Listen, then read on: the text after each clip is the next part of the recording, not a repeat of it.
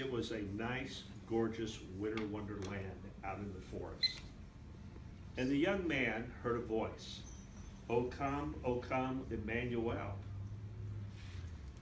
It's going to be a holly jolly Christmas, the voice said. You will have so much fun during the rest of the day and into a holy night.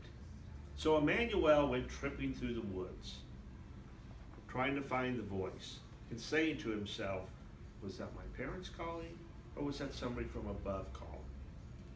So he continued to go through the woods, looking for that vocal situation.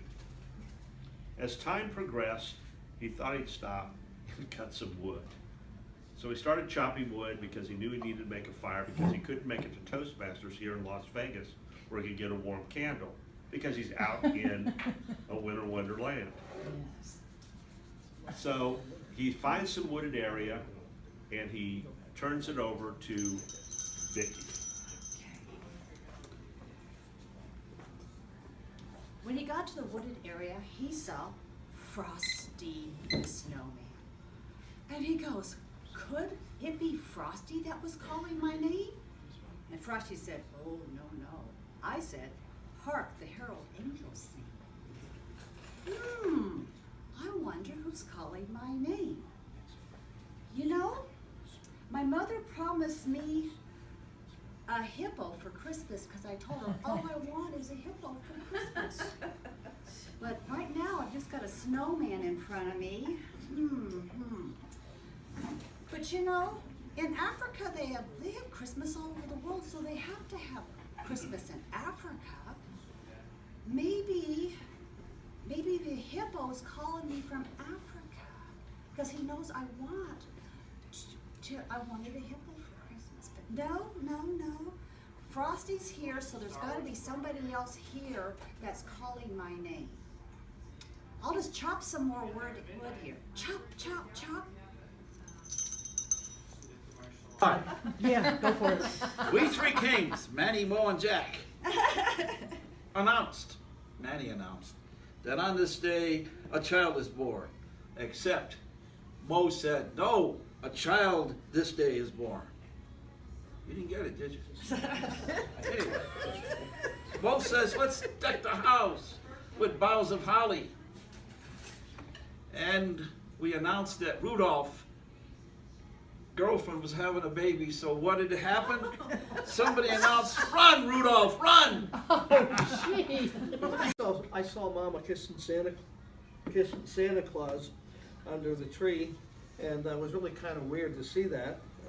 But however, I was home for the holidays, and it's beginning to look a lot like Christmas around here. And fortunately, where I actually do live, it never looks a lot like Christmas because I live in Florida.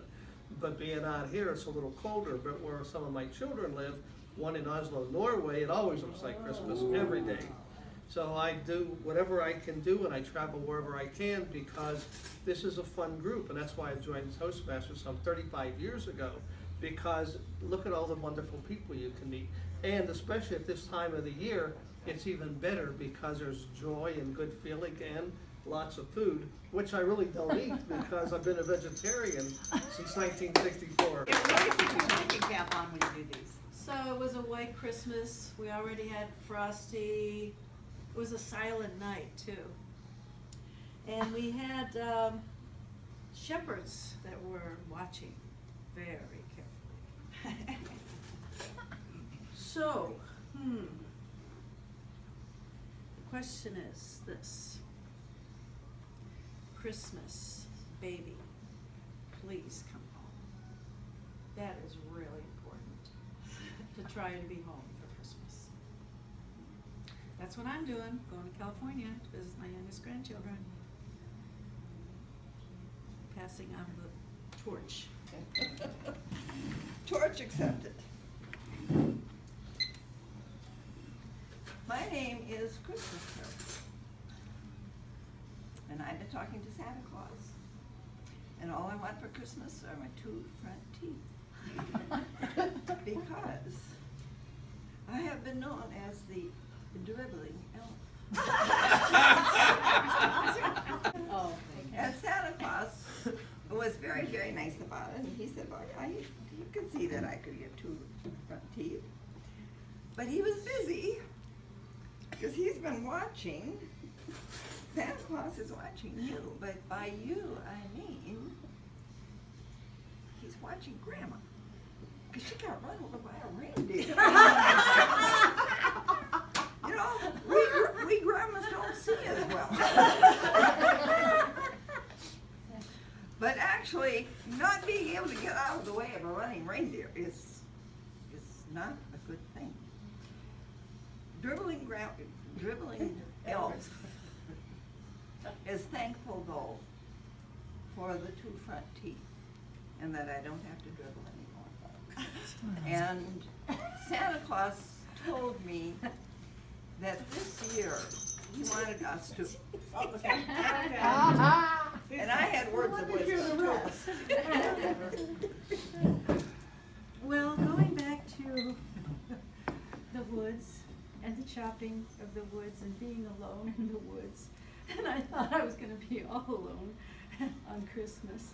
And then I heard little Saint Nick, and he came to my rescue and he gave me a sleigh ride.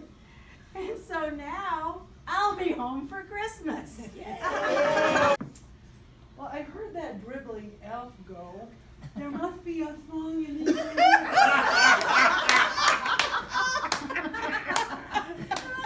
And Rudolph the red-nosed reindeer said, "Let it snow." And upon the end of the dribbling reindeer, or elf being so cold, he said to the reindeer, "Baby, it's cold outside." We wouldn't want to have a blue Christmas. So, being as this is baby's first Christmas, we decided to load up the gifts under the tree and make sure that everyone had a very Merry Christmas. And I think that the timing of this all would go a little bit better if I had silver bells instead of a red bell. But Feliz Navidad, we are gonna have a wonderful holiday party with lots of food and lots of time to talk to each other and mingle. And I'll be glad when the table topics is over.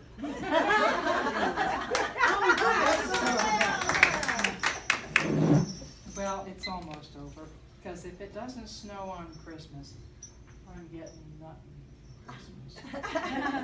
But I tried to take consolation in the beautiful Star of Bethlehem and wish you a Merry Christmas. When I was a little girl, I couldn't wait for Christmas. We lived on a farm in Iowa, and it was cold, and there was lots of snow on the ground all the time. And I kept hearing this song my mother was singing, Santa Claus is coming to town. One time she was singing that song, and I said, Mom, she said, what, my darling? And I said, well, I think old Saint Nick is up on the housetop right now. She says, oh no, that can't be. That's impossible. You just got that all wrong. I said, no, I hear him. She said, I think you're just dreaming. So just have a Merry Christmas a little later. And then, out in the yard where all that snow was, I hollered to my mom and I said, Mom, come here. So she came out. I said, look, look, look.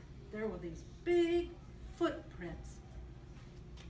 I said, I told her he was up on the house. As you were out in the front yard with all the snow, and you said he was up there, in the distance you heard jingle bells coming from that sleigh.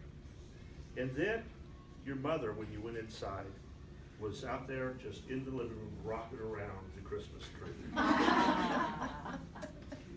And She said, all I want for Christmas, Chris, is you. There you go. So the question comes to all of us is, what does Christmas mean to you?